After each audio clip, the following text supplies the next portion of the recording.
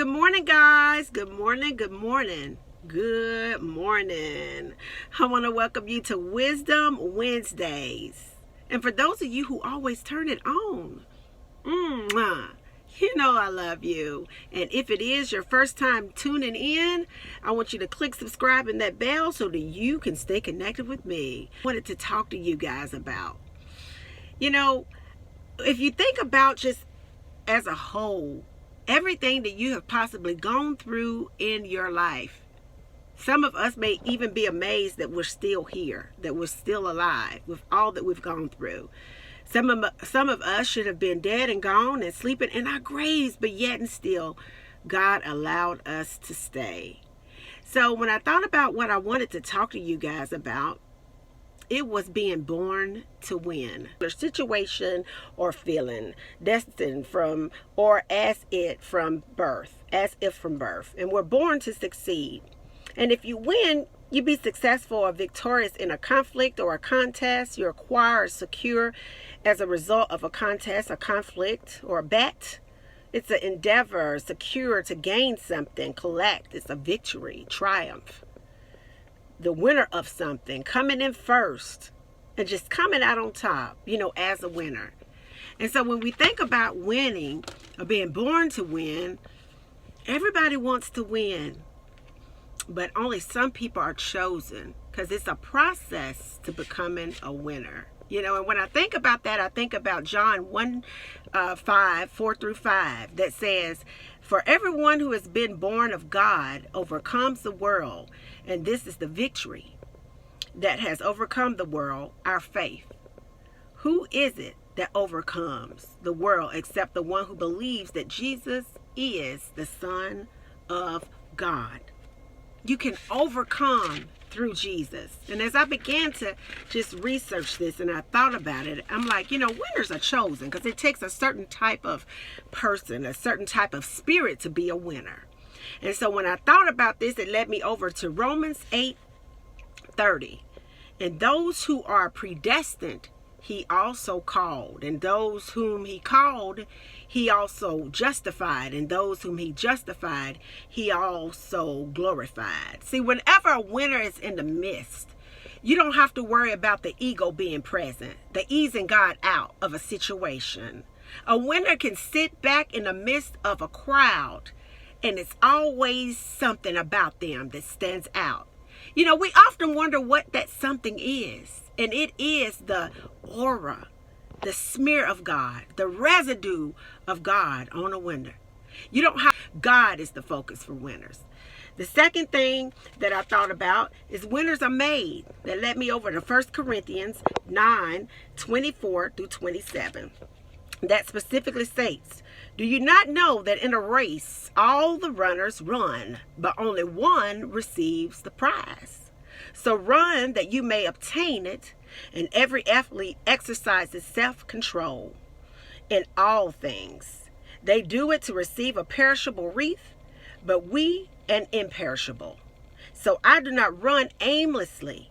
I do not box as one beating the air, but I discipline my body and keep it under control, lest after preaching to others, I myself should be disqualified." See, winners are focused on the task at hand to edify and glorify God. They think about their actions. They're slow to react and slow to speak because they want to make sure that in all of their getting, that they get an understanding to project that love of God out to other people so that they can get an understanding. With a winner, it's never about them. It's never about them. It's always about Him that sent them. God is always the focus. Then the final thing that I think about when I think about a winner is winners are just victorious. They're just victorious. And so that led me over to Revelations 1:17-18. When Christ said to John, "Don't be afraid. I am the first and the last, like Alpha and Omega, and ever living. Like I'm living in the eternities of eternity. And I died, but see, I'm alive forevermore. And I possess the keys of death and Hades, the realm of dead. I have the key to it.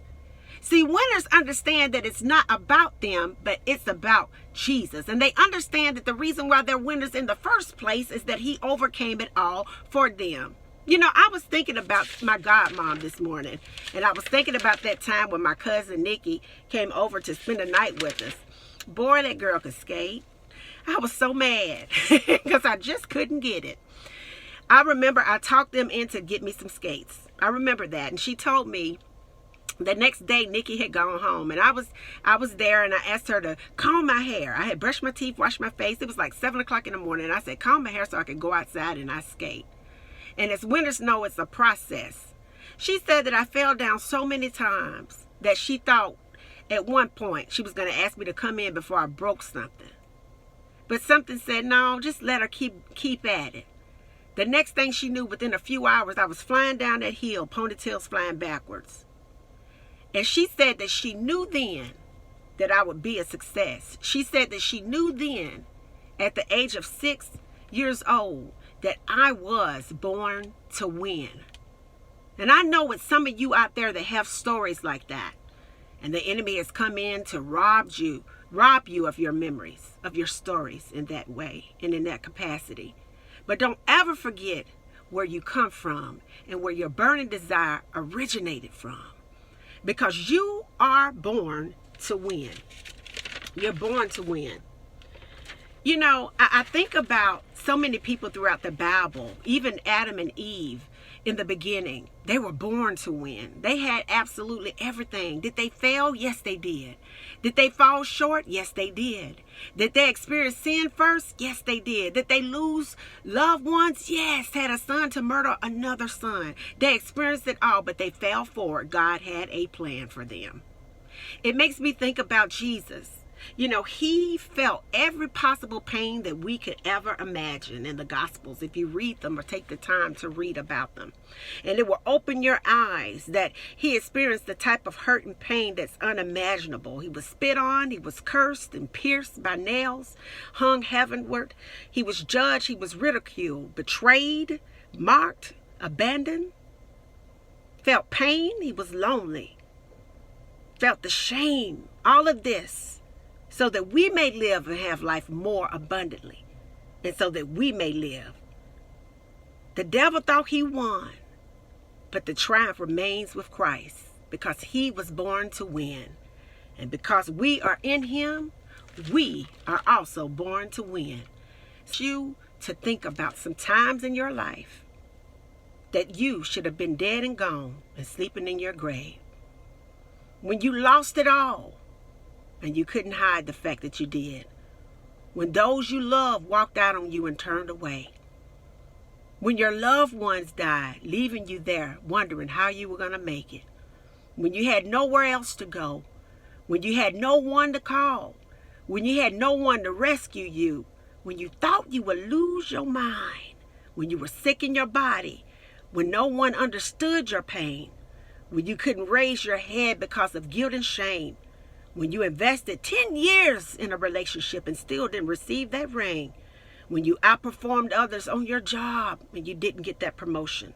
When you were devoted to your children and they turned their backs on you and talked to you like you're nothing and walked away. When you were loyal to your friends that betrayed you, hurt you, and gossiped about you. When you provided for spouses for years and years and they turned and walked away from you. When you believed the lies and you were still left behind. When you gave it your all, and I mean your all, and it still wasn't good enough. Yeah, I understand exactly how that feels. But you can also think about those times when you took a licking and you kept on ticking. You can still think about the times when you had hope and you had joy and you still had a smile on your face, a song in your heart.